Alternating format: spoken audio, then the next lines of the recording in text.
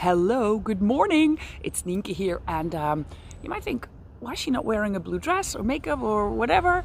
I'm on my way to the gym. Why? We just returned from Washington, D.C. together with my husband. We had a great honeymoon, and not only that, I got to meet many CXPA friends and board members at the CX forums. It was amazing, but always when you come back from the States, it's the jet lag you have to beat. And how do I beat it? I beat it by, well, getting back to my rhythm right away. So getting to the gym and all those kinds of things. So I'm on my way to the gym. Yay! You can see my Puma logo over there. So, but interesting maybe for you, what does that have to do with goal setting? It does have a lot to do with goal setting, and I'm thinking it's important that you define your own definition of success. This whole CX Greets is about that, because I say that if you have defined your definition of success in the long run with your BHAG, I think it's also interesting to see what to do this year, next year, and all those kinds of things. But I like to give another perspective. I like to give the perspective of input and output. So action and result goals. And a result goal could be, for example, when I was responsible for CX at KPN, at the Dutch incumbent telco, our NPS when I started in 2012, it was -14.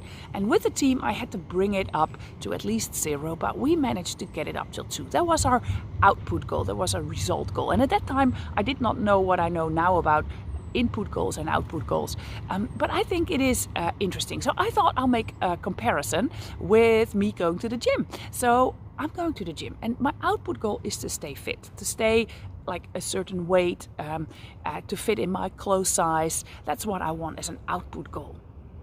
It's for me important, but I could focus on that, but it doesn't really help me towards it. So what I do is not have that output goal, but I have that lingering in my mind. I have a very clear input goal. I go to the gym twice a week and I walk 10k steps a day, and that's what I do. So that's also why I'm on my way to the gym with my little backpack, twice a week going to the gym, do weights and 10,000 steps a day. And for me, that works perfectly already for almost 3 years. I do that very consequently, and I stay like this. Maybe I fluctuate a little bit, like a kilo, because I went to the States and the portions there are very different than in the Netherlands. But when I get back in my rhythm, I'm perfectly fine. So I think that is interesting to see the perspective of input goals versus output goals.